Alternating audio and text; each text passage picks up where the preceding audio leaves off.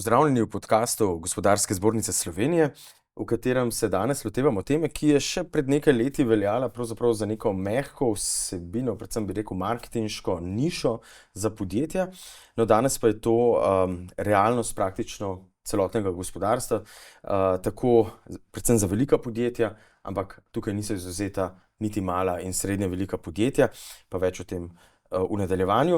Namreč govorimo o tako imenovanem ESG oziroma o okoljskih, družbenih in upravljalskih vidikih poslovanja ter o trajnostnem poročanju. Danes torej ni več vprašanje ali sploh, ampak predvsem kako in predvsem kako to narediti pametno, bolj uporabno, brez tako imenovanega greenwashinga in obenem kot da je to poslovna priložnost s konkretnimi, seveda tudi prihodki ali pa ugledom za podjetja. Z mano sta danes dve sogovornici, ki to področje zelo dobro poznata in seveda tudi dnevno stremita k udejanjanju trajnosti na vseh treh področjih poslovanja. Najprej magistra Tina Štrukelj iz podjetja Infinite Pure Solutions, ki je hkrati tudi vodja strokovnjakov ESG pospeška, torej praktičnega izobraževalno-svetovalnega programa za podjetja in katerega vodilni partner je seveda tudi Gospodarska zbornica Slovenije. In Nataša Teraš-Krojs iz podjetja Lumar, ki ESG živi praktično vsak dan. Nataša, Tina, lep pozdrav v našem studiu, hvala lepa za vajin čas. Pozdravljeni. Pozdravljeni, hvala za povabilo. Z veseljem. Tina, začniva morda midva pri osnovnem vprašanju, ki ga danes si ga postavlja marsikateri direktor, morda predvsem manjših, srednje velikih podjetij. Zakaj se moramo sploh ukvarjati naše podjetje z trajnostjo? Je danes to sploh še opcija ali je to že skoraj da, lahko rečemo, na nek način obveznost za podjetja, po tvojem mnenju?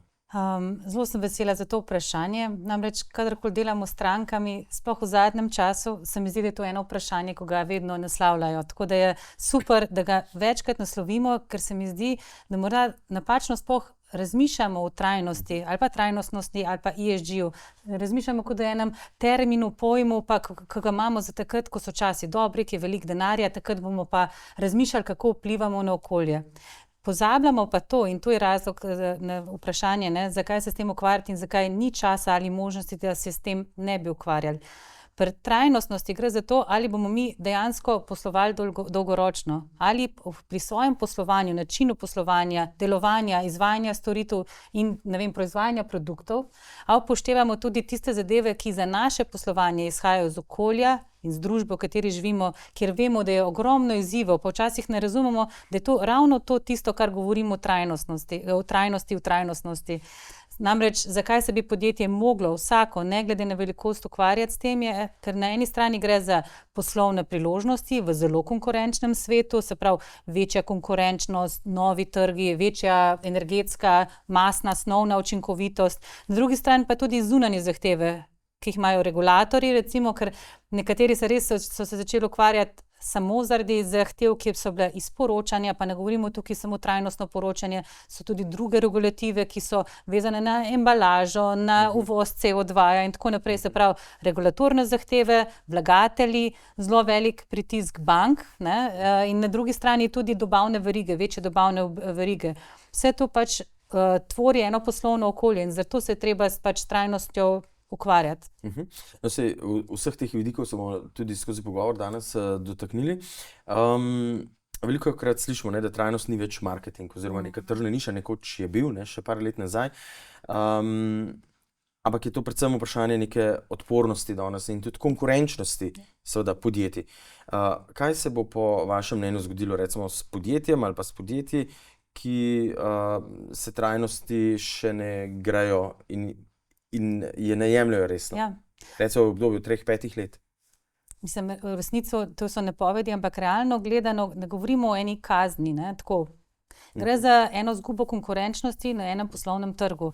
Financiranje bo za njih dražje, težje bojo dobili financiranje, velika verjetnost in nevarnost, kar že vidimo pri naših strankah, ki se niso želeli ukvarjati, ravno zato so rekli, smo mali, imamo storitev, je izpad iz dobavnih verig. Smo tudi mi govorili, recimo pač ocenjevanje oziroma rangiranje oziroma zahteve v svojih dobaviteljskih verigah, ki so nekaj, kar je res že stalnica, že nekaj let, pa predvsem ta tudi izpostavljenost cenam energije, dobavnim verigam za naše snovi, ki jih uporabljamo. Mi imamo kar občutek, da vedno bomo lahko kupili. Včasih berem, če nimamo, bomo pa kupili. Ko beremo dnevno časopisje, se lahko močno zavedamo, da so naše dobavne verige, nekateri materiali, nekatere kovine, kritične kovine, med drugim tudi, ki so ključne za naše poslovanje, lahko tudi predmet omejitev ali pa problemov pri dobavah. Vse to je trajnost. Tako da gre za to, da se lahko izgubi konkurenčnost, da kritično izgubi konkurenčnost ali pa samo mogoče prednost v eni fazi. Prej sem že omenil tako imenovani sicer izraz greenwashing. V praksi še vedno sem pa tja vidimo, ta greenwashing prisoten, torej ko dejansko trajnost podjetje bolj govori, se z njim promovira, kot pa dejansko živi in da bi se to odrazilo na nekem poslovanju ali izdelkih, konkretno. Kaj so tisti prvi znaki, Tina, da podjetje ESG jemlje resno? Da resno jemlje. Tako, ja. Da ni zgolj zunanja podoba. Recimo, res osebno se mi zdi, da je en velik napredek bil narejen. Ne, da ni greenwashinga, ampak se mi zdi, da je iz tistega, ki je bilo par let nazaj zelo veliko praznih besed, katerih recimo pri produktih, storitvih, podjetjih nismo točno razumeli, kaj pomeni, da je zeleni produkt, da je trajnostna barvica, da je ogljično nevtralna. Se pravi, te prazne besede, tu so en znak, recimo meni bila vedno greenwashinga, ker nisem vedela, kaj to sploh pomeni. Podjetja, ki se resno pristopijo k tem, da res so naravnane na trajnostno poslovanje, se ne ustavijo pri besedah.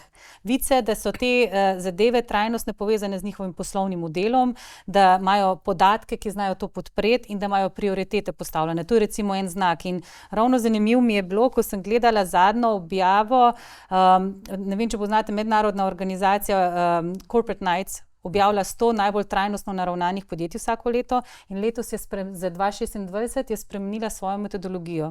In že prej je bila kvalitetna, recimo so bili dobri ESG podatki, katere so spraševali, ampak so iz tistih statičnih poškodb na delovnem mestu, raba vode, emisije toplogrednih plinov, šli res na ta vsebino in sicer zdaj preverjajo 3 dejavnike: delež prihodkov iz trajnostnih poslovnih dejavnosti, delež naložb podjetja v trajnostne projekte in dejavnosti, pa hitrost rasti trajnostnih prihodkov. Da se dejansko vidi tudi ta trend, pa vsebina, ne samo kakaj poraba vode, pa emisije. To je že res dodaten tudi korak naprej od ESG podatkov, ki so zame osnova in tisti začetek, kjer moraš začeti, da si naliješ čistega vina.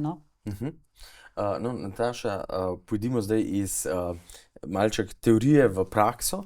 V podjetju Lumar, ki verjetno na take lestvice ne bi imeli problemov s temi indikatorji, namreč vi ste že v osnovi, delate trajnostne produkte, trajnostne hiše. Torej, Rajev Peševarja, torej strokovnjak za vodenje in razvoj podjetij, ki se zelo ukvarja tudi s trajnostjo, je nedavno na eni od konferenc v Sloveniji tudi poudaril, da trajnost je dolgo veljala za neko globalno idejo ustvarjanja bogatstva na neko odgovoren način. Ampak da v praksi se skrči na koncu to na neko skladnost s pravili, upravljanje s tveganji, merjenje z indikatorji in samo še na poročanje, dostikrat samo zaradi tega, da odkljukamo neke regulatorne zahteve. In seveda to privede do nekih debelejših poročil, ne nujno pa v neke prave spremembe v poslovnih modelih. Kako ste se pa tega vprašanja lotili v podjetju Lumar, trajnosti na vseh 3 področjih? Jaz bi rekla, da v bistvu trajnost, še predno je bila ta beseda popularna, pa v trendu, izhaja iz nekje izdelovanja podjetja, iz naše identitete, že z nami od vsega začetka. Danes predstavlja eno od ključnih vrednot, ki jih imamo v podjetju, na nek način pa se izraža že z sloganom, ki je bil vzpostavljen ob ustanovitvi podjetja in pravi živeti najbolje. Se pravi, danes smo mi podjetje, v Lumarju razvijamo lesene hiše z zelo visoko energetsko učinkovitostjo, kar se odraža v nizkih stroških in se odraža v visokem bivalnem udobju. Sočasno s tem se pa tudi pa ne samo zaradi vidika v trajnosti, ampak zato, ker v osnovi nam je to blizu, sprašujemo tudi, z kakšnih materialov so te hiše grajene, se pravi, kaj vgrajujemo v te naše rešitve, ne? In se mi zdi, to je na nek način že tudi ta odgovor, da s tem naslavljamo ravno to, kaj pravi Pešavarja, da sodelujemo pri reševanju tako družbenih kot tudi okoljskih aktualnih problemov, ne. Pri čemer je zelo pomembno, da to izhaja iz nas samih, ne zaradi tega, ker želimo biti trajnostni, ampak ker dejansko je to neka stvar, iz katere izhajamo, iz katere tudi naš direktor pravi, da on kot profesionalni plezalec izhaja, mu je ta stvar blizu. V bistvu sem res hotela še zraven reči, ko ste prej rekli, kaj se naredi s tistimi, ki so zadaj. To je pri vsaki stvari tudi digitalizacija, tudi pri trajnostnosti. Lahko čakamo regulativo, kjer moramo razumeti, da vsebinsko je čezdalje večja. Ne govorimo o poročanju, gremo vsebini trajnostnosti. In recimo Lumar, ki ima to željo po trajnostnem poslovanju, ki si jih rekla, ne, razmišljaš o tem tudi v materialih, ki jih vgrajuje. Na drugi strani pa regulativa evropska ravno začela veljati tudi, ki pravi, ne gre samo za energetsko učinkovitost stavb, zanima nas tudi embedded emissions, se pravi tudi, kako gradite pa kaj vgrajujete v svoje stavbe. In se mi zdi, da zopet imate to, imajo prednost, ne, tisto časovno, ko sva prej govorila, in iz svojega poslanstva v bistvu to prednost gradijo, ne.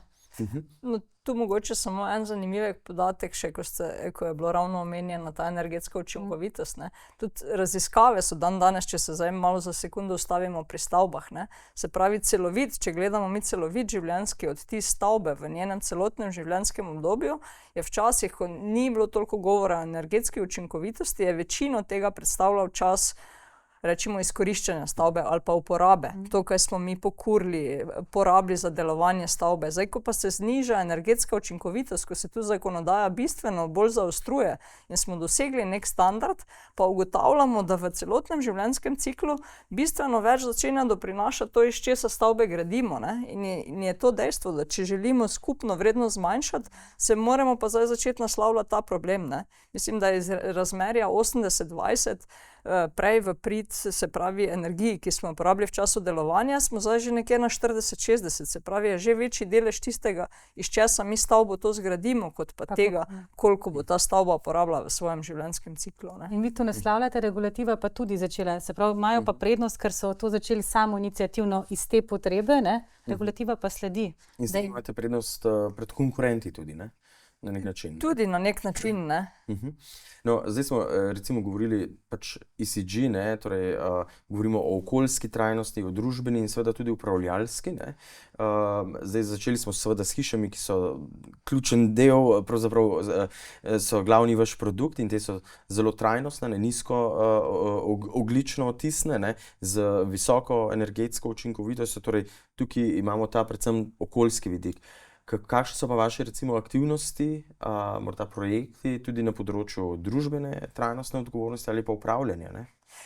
Si bi jaz tu mogoče na okoljski še vseeno dodala eno, ne, ker naša trajnost je začela izhajati iz našega produkta. Kot rečeno, imamo odličen produkt, ne, vprašamo se, kako ga zgradimo, ampak seveda je pomembno tudi, na kak način smo to proizvedli, ne, in tu se pa ta trajnost prenaša tudi v naše poslovne modele, ne.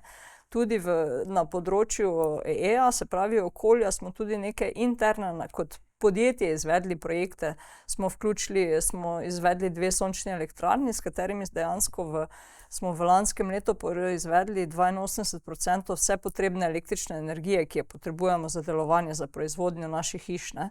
Elektrificirali smo v celoti naš vozni delovni park.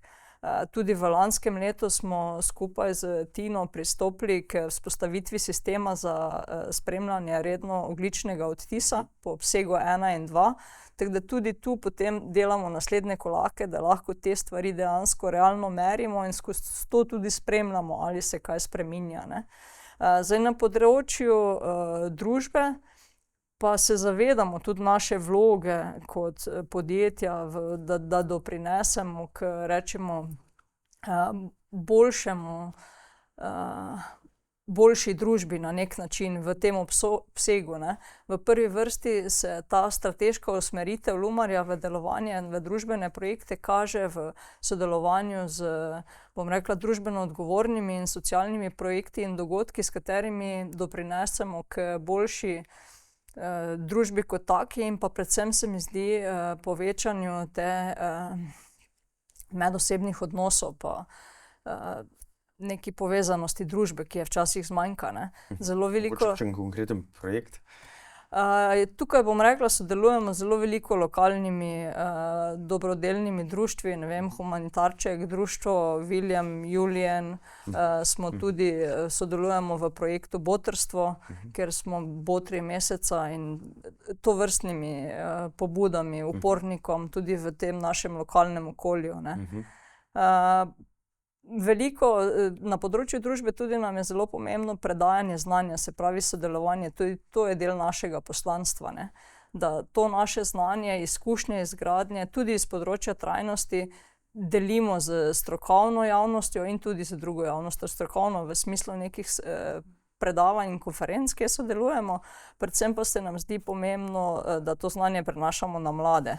Se pravi, imamo veliko obiskov srednjih šol, fakultet, tako domačih kot tujih. Imeli smo zdaj pred kratkim obisk srednje šole iz Švedske, s katerimi se dogovarjamo o morebitnem sodelovanju za neke prakse, ne. Tako da v to smer tudi vlagamo. Se zavedamo, da lahko samo znanjem in s prenosom znanja, pa predvsem prenosom dobrih praks delimo, pa razvijamo družbo tudi naprej.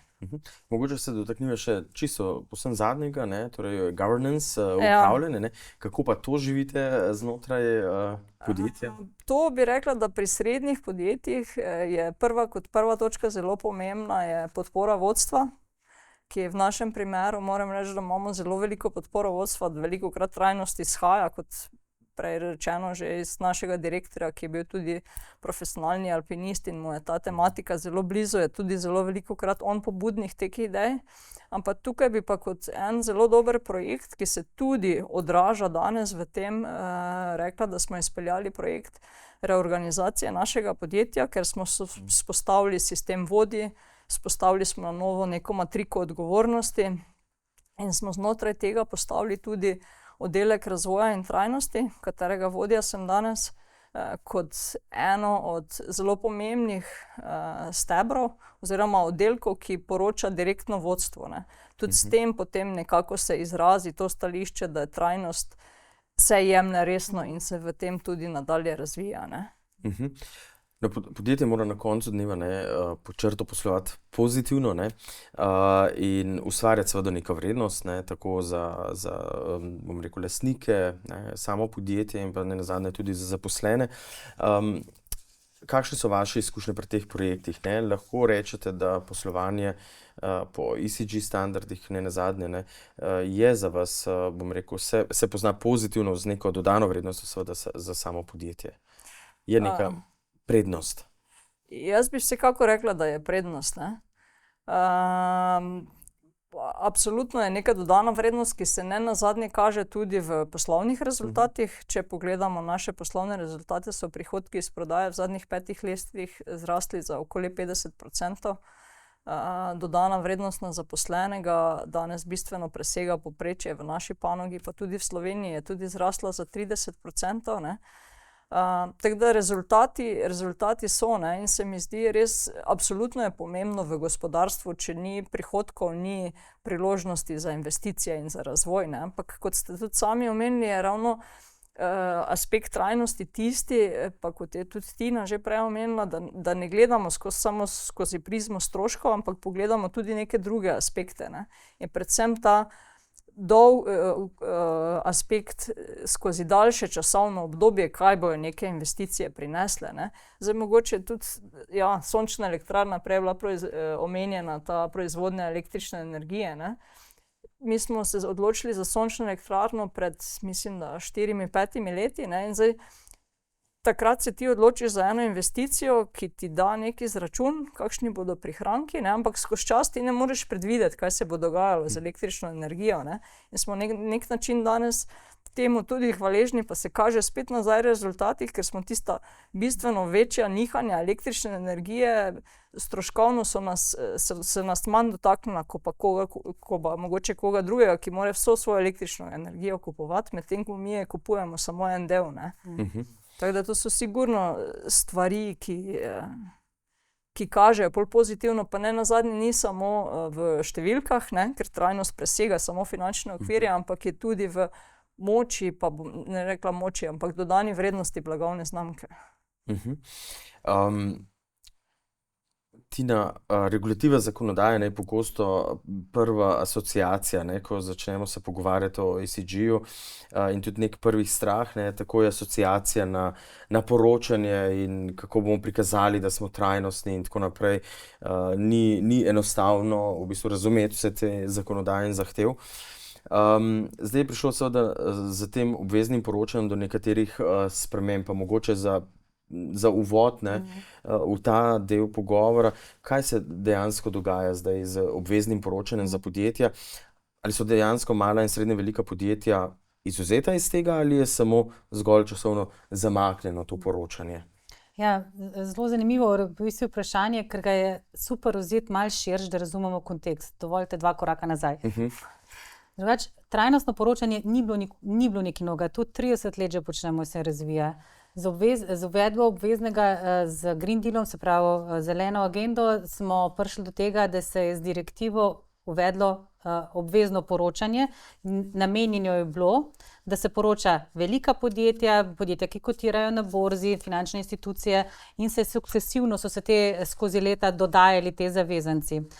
Res je, in lani decembra v resnici smo končno izvedeli, v kakšni magnitudi, v kakšni velikosti je se bo zdaj Evropska komisija nazaj povzela, Evropa, ker to je Evropa uvedla, so pa še druge globalno gledane države, zveze držav, ki imajo tudi obvezno poročanje in ga uvajajo. Ampak zdaj, če govorimo o evropskem, smo pa decembra dobili veliko deregulacijo, kjer bojo poročala samo največja podjetja. 1000 zaposlenih je meja, 450 milijonov prihodkov in ni več tega, ostali pa pridejo nazaj.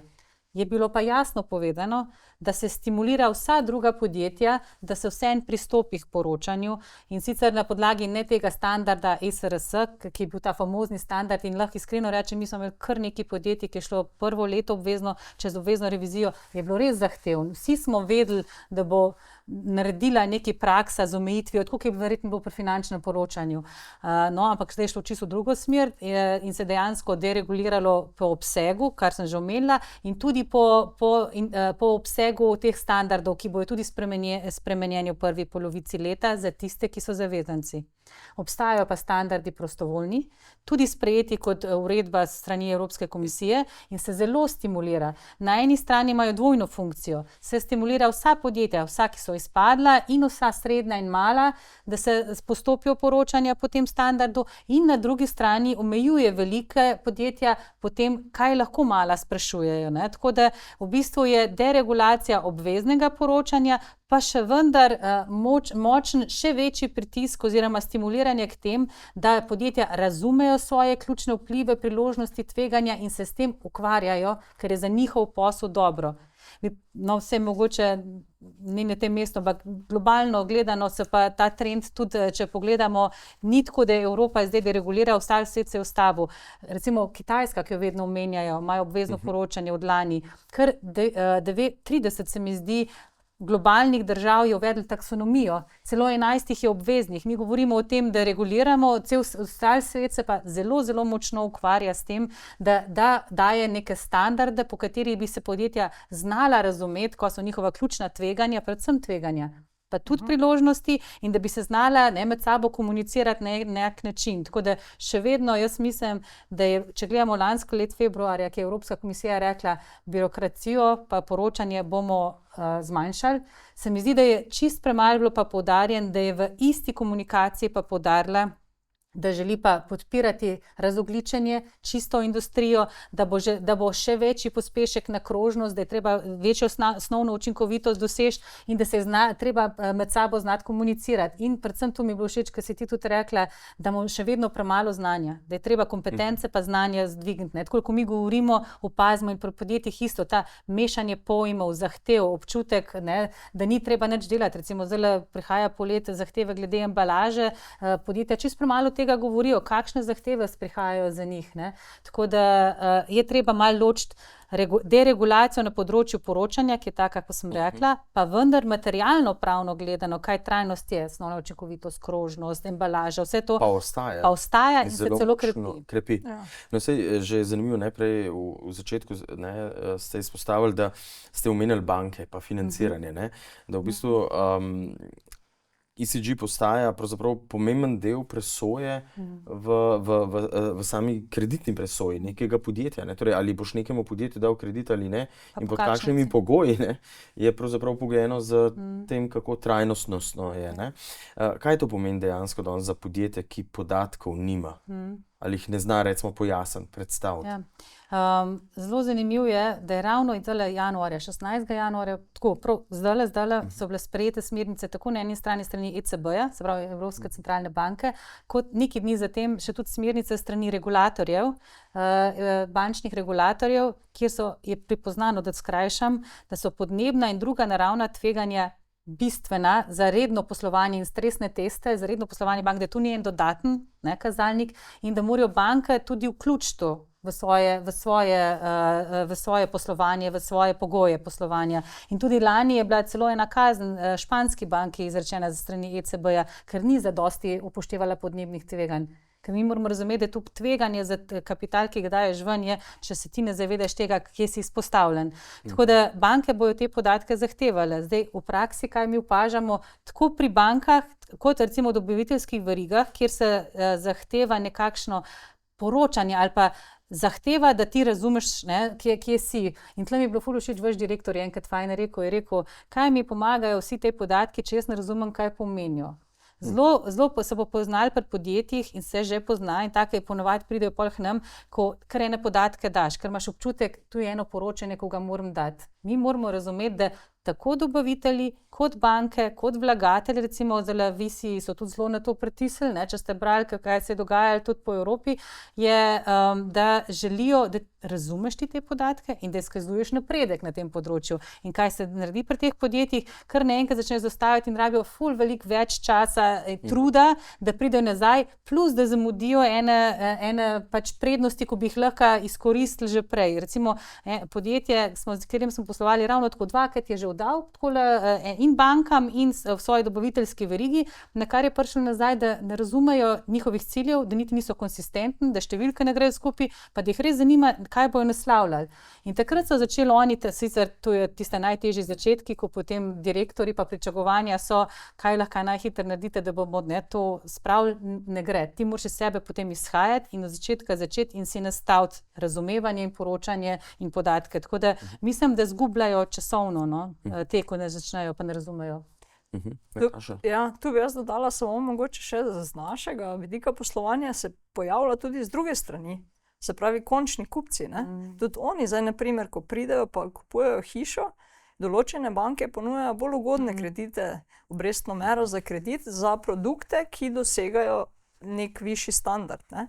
Se pravi, se z dokazovanjem višje energetske učinkovitosti stavbe je stranka upravičena do boljših pogojev financiranja. Ne? Tako da je verjetno z obeh strani tak krog, ki tudi z vidika finančnega sektorja spodbuja to vrstno delovanje. Ne? Torej, v bistvu ESG je nekaj, ne samo neki podatki in poročili, ampak dejansko trajnostno poslovanje je pogoj za, bomo rekli, pridobivanje ne nazadnje finančnih virov. Kako pa je z dobaviteljskimi verigami? Torej, s pogojem, da vstopaš v dobaviteljske verige, oziroma da je tvoja dobaviteljska veriga, recimo, če vzamemo Lubar, ki imate končen produkt, v katerega verjetno dajete kar nekaj produktov drugih dobaviteljev. Kako je pomembno, da je ta produkt trajnosten in celotna veriga navzdol? Kako je pa danes to pomembno? Zdaj, če začnem jaz mogoče iz prakse, bom rekla, mi se vedno bolj zavedamo te trajnosti, tudi z vidika dobaviteljske verige, ne? Ker ne nazadnje že skozi to LCA analizo ugotoviš, da so vsi posamični materiali, tisti, ki jih vgrajuješ, se vprašaš, kakšni so, odkot so, kako so bili narejeni, ne? Je pa potem se ta dobaviteljska veriga nadaljuje tudi v samo izvedbo gradnje, kjer pa mogoče se soočimo z enim dejstvom, da v gradbeništvu je vseeno zelo veliko malih podjetij, kjer je pa trajnost, če vseeno je na nek način, bom rekla, tudi pogojena uvajanje trajnosti z časom, ki ga imamo na razpolago, pa resursi, ne? In tega je v manjših podjetjih še manj, zato tudi mi, bom rekla, na nek način vzamemo našo nalogo, da ozaveščamo in spodbujamo tudi manjša podjetja, pa jim predstavimo, kaj to je, pa začnemo z nekimi lažjimi koraki, kaj je trajnost, ne? Da ni treba vseh tistih iz SRS, ampak se začnemo pogovarjati o nekih osnovnih, pa vprašati, pa spodbujati tudi na tej strani, ne? Smo pa na nek način v smislu te celovite dobaviteljske verige, mi v poziciji, kjer ne rabimo pa mi dalje nikomur poročati, ne? In jaz verjamem, da tista podjetja, ki pa so v poziciji, so bolj, rečemo, zdaj v tem trenutku pod pritiskom, ne? Ker delajo spet bolj na zahtevo nekoga drugega, ne pa toliko iz sebe, kaj je tisto, na čem on želi graditi, ne, pa kaj želi izboljšati. Pa vi, vaše dobavitelje, recimo, s tem postavili kakšne standarde za trajnostnost?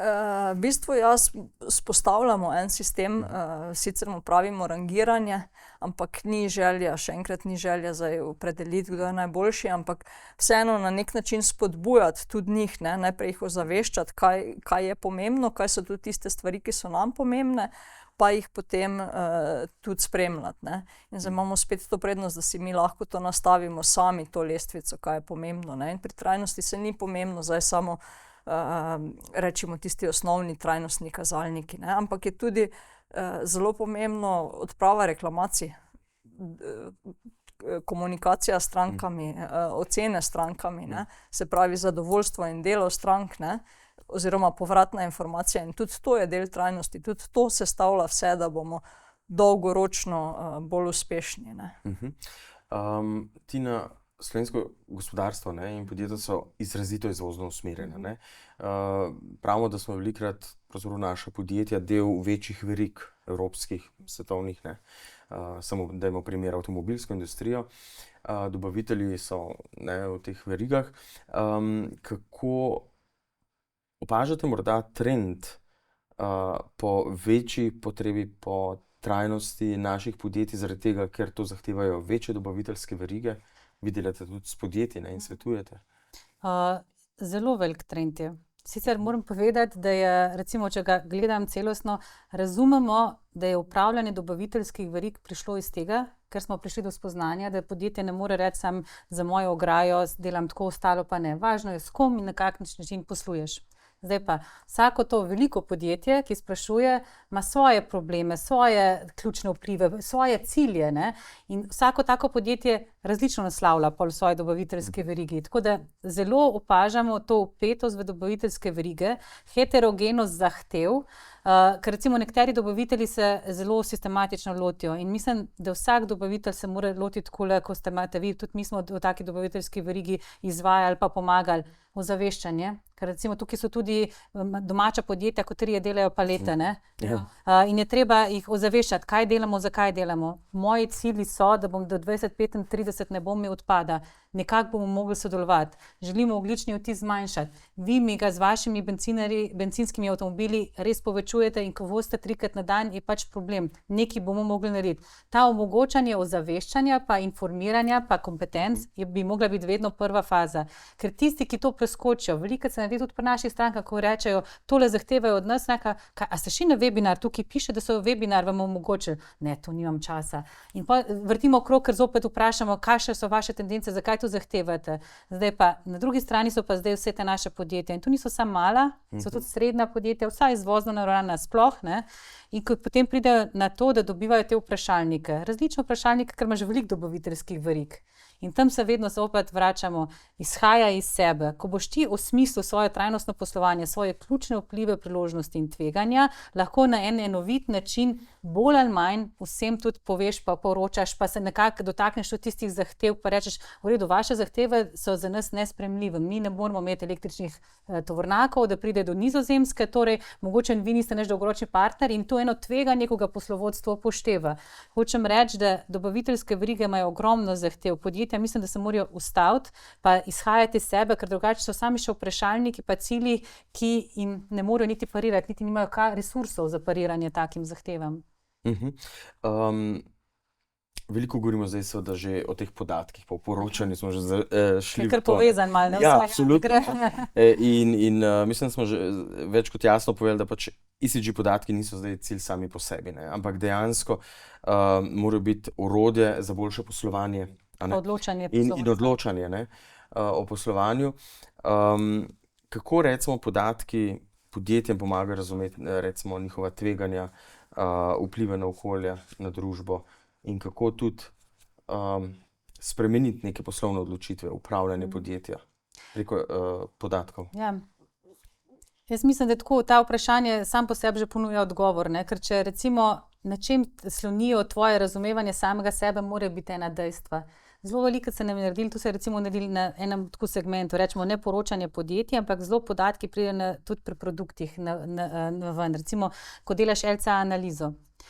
In podjetja, žal je bilo tako, da se je veliko delala samo zato, ker je bil to en razpisni pogoj. Nekatera podjetja, pa mi smo res, ko jih delamo, res zagovorniki tega, da se razume, pa da se naredi taka, da je učinkovita pa razumljiva, ne, za podjetje. In oni, ko berejo, velikokrat rečejo, a s tem imamo največ vpliva, a mi smo pa mislili, da največ problem embalaža, ne. Ne, ni problem embalaža, problem je to, da se vaš produkt uporablja 5 let, od vaših konkurentov se lahko pa 15 let uporablja. Se pravi, vi morate delati na tem, ne, ali pa ker je prevelik, v bistvu ne rabite tako moč, ne, pa kakih električnih napravah. Za uporabno vrednost pa vašo funkcijsko enoto bi zadostovali manj, ne. In recimo šele podatki ti dajo vedeti, kje je res tisti bistven, s čimer se moraš ukvarjati, pa kar moraš naslavljati. Zdaj, jaz sem drugače davčni pravnik in mi je tako všeč so mi številke kot take, ampak res jih je pa treba, tako kot je rekel vaš direktor, treba jih je pa vseeno osmisliti. V tem primeru hočem reči, da treba je najti, kaj so tvoje ključni vplivi, priložnosti, tveganja. To so vsebinske zadeve, ne?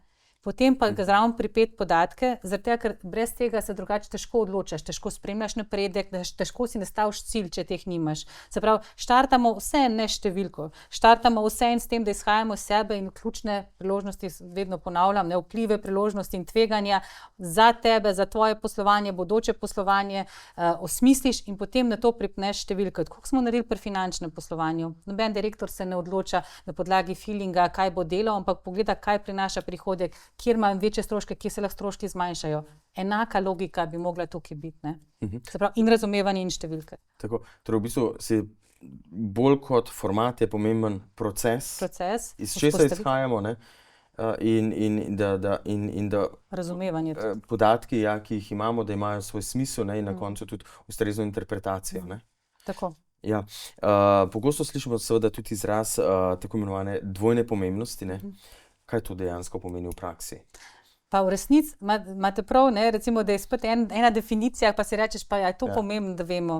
Glejte, mogoče ni, ampak mi je pa mogoče smiselno za vsako podjetje, da saj osnovno razume. Dvojna pomembnost je koncept, ki je bil pripeljan v naše poročanje, v evropsko poročanje obvezno, se pravi ne samo, kakšni so moji vplivi, ampak dvojna pomembnost govori najprej, kakšne vplive ima podjetje na okolje, na družbo, ampak pomembno je pa ta dvojni, ne, vidik, kakšne finančne učinke, se pravi, kakšne priložnosti in tveganja iz družbe in okolja izhajajo za podjetje, ne. In je pomembno, ker prinese to finančno perspektivo tudi v trajnostnost, ne, pripelje in razumevanje, da govorimo o dejanskih tveganjih, pa o dejanskih priložnostih, ki se finančno manifestirajo v poslovanju podjetja. Za podjetja, predvsem mala pa srednje velika, ne, ki imajo manjše ekipe in seveda tudi manj virov, ne, za spremljanje ECG-ja, je seveda pomembno tudi ta morda pomoč, ki je na voljo z vidika svetovanja, ne, kako pristopiti, kako pripraviti ustrezno upravljanje ECG-ja in hkrati potem tudi poročila in podobno. No in zato je prav, da mogoče omenimo tudi ECG pospešek, ne. Torej že na začetku sem dejal, da gre tukaj za program, izobraževalno-svetovalni program, ki podjetjem pomaga razumeti in vzpostaviti in upravljati ECG. Komu je izobraževanje namenjeno in zakaj ni samo za trajnostne ali ECG strokovnjake? To je zelo lepo, da smo ga omenili, ker je en krasen projekt. Gre sicer za projekt, ki ga financira oziroma je nastal pod okriljem Ministrstva za okolje, podnebje in energijo, Ministrstva za gospodarstvo, turizem in šport, Slovenskega podjetniškega sklada in se dejansko financira iz podnebnega sklada. Tako da gre za to, da je država močno podprla oziroma je snovalec te ideje. Mi, ki imamo to priložnost, da smo ga vsebinsko napolnili, pa da ga zdaj izvajamo v konzorciju pod okriljem GZS-ja, smo imeli pa to edinstveno priložnost, da smo lahko dali možnost za brezplačna izobraževanja srednjim in malim podjetjem in mikropodjetjem, se pravi, za njih je to brezplačno, 4 moduli in ravno to naslavljamo, to celovitost. Ne govorimo o tem, kako pripraviti poročilo, ampak štartamo iz tega, da oni razumejo okolje regulatorno, pa tudi globalno okolje, iz katerega izhajamo in kako je to aktivno in kaj se lahko pričakuje. Naslavljamo to, da znajo, ne da po tem izobraževanju že znajo, ampak da znajo priti v podjetje, ne glede kdo se udeleži in razumeti, kaj so njihovi ključni vplivi, priložnosti, tveganja in na podlagi tega smiselne ukrepe in cilje si nastavljati in tudi poročilo narediti, da razumejo, kaj je ogljični odtis, po katerem ga sprašujejo za vsakim korakom, da razumejo, kaj pomeni krožni model v njihovem primeru in je res tako en celovit, krasno zasnovan program, v katerem sodelujejo res strokovnjaki iz tega področja, pač iz cele Slovenije smo nabrani, vsi, ko to izvajamo po celi Sloveniji. Sicer se zdaj ta zaključuje, so še zadnji moduli, ampak se pravi, ta znanje obstaja, smo ga dali in upam, da bo možno ga še deliti naprej, no, ker je bilo res dobro koncipiran in zelo dobro obiskan. No. Kakšen je bil odziv podjetij? Sem bila osebno, zelo me je bilo strah, ker na trgu je poplava izobraževanj, brezplačnih izobraževanj tudi, ne, certificiran, samooklicanih certificiran in tako naprej. Tako da sem se mislila, da kako bo to šlo. Izjemno dober. Vidi se ta kvaliteta vložka, da gremo na lokacijo, da je oseben pristop. Tako da je preko 300 udeležencev že bilo udeleženih na teh izobraževanjih, kar se mi zdaj fenomenalno iz cele Slovenije, tudi pokritost je po celi Sloveniji. Tudi res, tudi odzivi, ko jih pobiramo, ker smo res rekli, da moramo jim omogočiti in na ena in tako potem, če lahko dajo res kritičen odziv in so bili res pozitivni odzivi. Tako da smo veseli in mislimo, da res širimo to ozaveščanje o pomembnosti trajnostnega poslovanja, ne samo poročanja med podjetjem.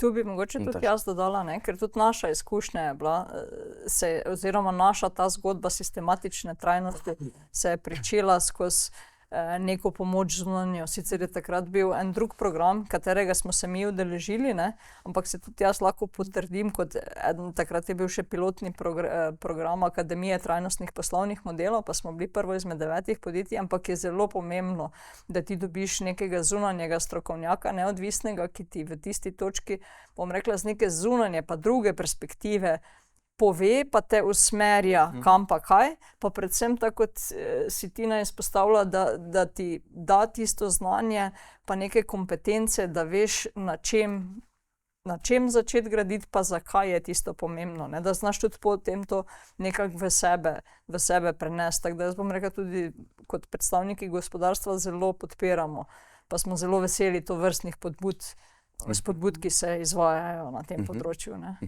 No, ta ECG pospešek se zdaj zaključuje, ne, so zadnji moduli. Je lahko bo v prihodnje tudi kakšno podobno izobraževanje oziroma kakšna ponovitev ali nadaljevanje? Vsekakor bi rekla v imenu vseh, ko izvajamo, pa takih so klicali, da so zamudili, pa da niso mogli, bi si želeli, da kje takega bo. Sem sicer povedala, kdo so sicer krovni snovalci oziroma ne gre pod državne organe oziroma ministrstva, tako da uradno ne vemo. Sigurno si želimo, mogoče tudi kakšnih drugih oblik, ne znam odgovoriti, Vsi pa mislim, da bi bilo dobro, ker bi lahko še velikih naslovili. Sigurno niso zdaj vsi prišli, ne? Šele zdaj slišijo, pa je že mimo, ne? Recimo kak modul. No, o tem bomo obveščali, ne? Okolikor bo ta možnost. Lahko pa napovemo že ECG voucher, ne? Saj napovemo, ne? Lahko povemo tisto, kar vemo, ne? Tako. Napovedan je, tudi na Slovenski podjetniški sklad imam napovedi, v prvi polovici letošnjega leta 2026 naj bi prišel ven ESG voucher, ravno za MSP, se pravi mala, srednja podjetja, mikro, namenjen pa temu, da bi podjetja se pripravila na trajnostno poročanje, ne, da bi in temu tako, recimo, tudi ta izobraževanje pomaga, ne, v tem znanju, se pravi, da si nastavi in pripravi poročilo. Tako da to čakamo in pričakujemo vsi, več od tega pa tudi mi ne vemo. No, ker smo v podcastu Poslovni nasveti, ponavadi zaključimo pogovor z sogovorniki in sogovornicami z 3 nasveti, ki jih dajo podjetjem, ki se soočajo torej z izzivom trajnosti v tem primeru, ali pa bi si želeli pravzaprav aktivneje začeti ukvarjati z ECG-jem, ali pa ne nazadnje uvesti tudi poročanje. Kakšni bi bili vaši vajini nasveti? Kateri bi bili prvi 3 koraki? Mislim, jaz bi vsekako rekla, začetek ni poročilo, ne? Začnite pri sebi. Res iskreno predelajte, kaj so vaše ključne priložnosti, vaši ključni vplivi, vaša ključna tveganja na področju ESG-ja. In tudi pogledajte svoje poslovanje in povežite vse to z vašim poslovanjem, ne to kot nekaj dodatnega v enem oddelku pa timu, ko se ukvarja s tem izven poslovanja. Se pravi, izhajajte iz sebe, to je prva zadeva in začnite na začetku. Druga zadeva je, jaz sem človek skupnosti, jaz mislim, da so vse stvari lepše in boljše in lažje, ne, v skupnosti.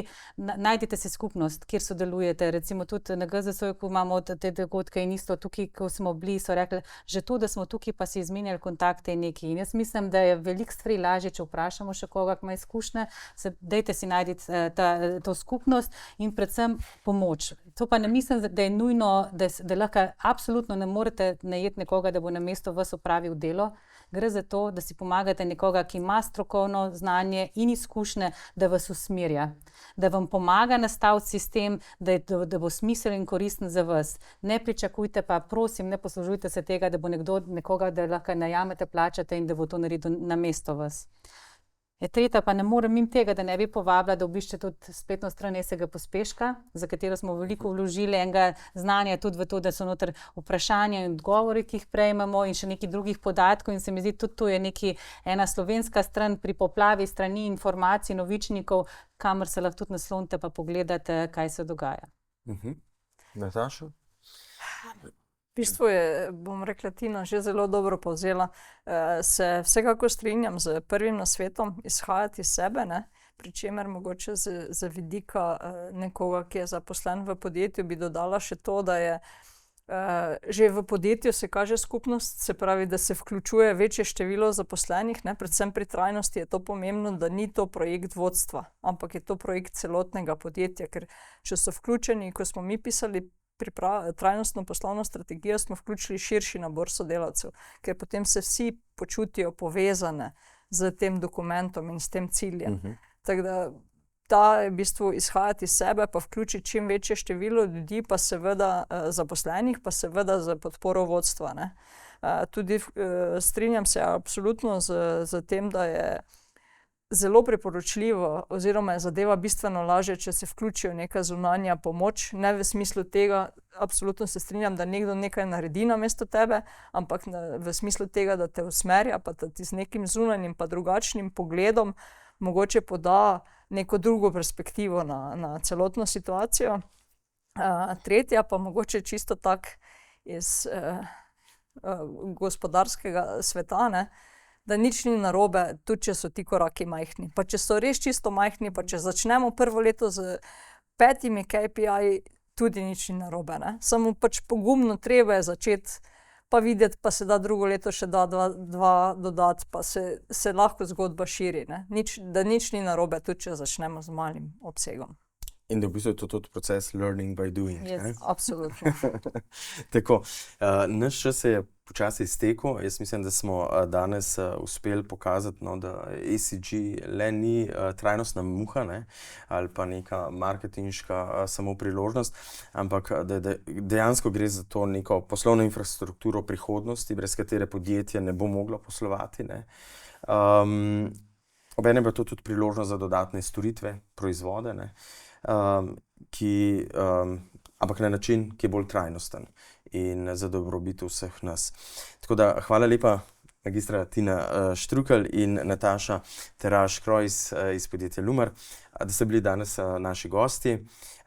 In hvala lepa vsem poslušalkam in poslušalcem, da ste nas spremljali in ostanite z nami tudi v prihodnje.